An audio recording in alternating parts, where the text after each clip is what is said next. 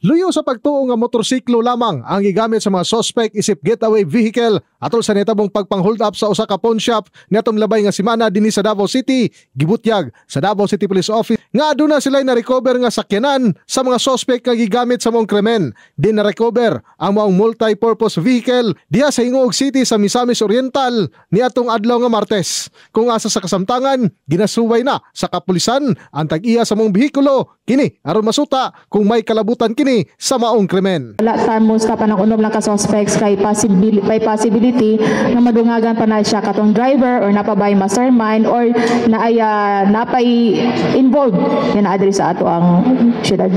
Samtang adlaw nga Martes, laing suspect na usab sa maong pagpang-hold up ang gipagawas ang identifikasyon diha sa publiko sa DCPO dino sa ka Jerome Calo alias Jerome nga taga Hingoog City, Misamis Oriental ang maong suspect.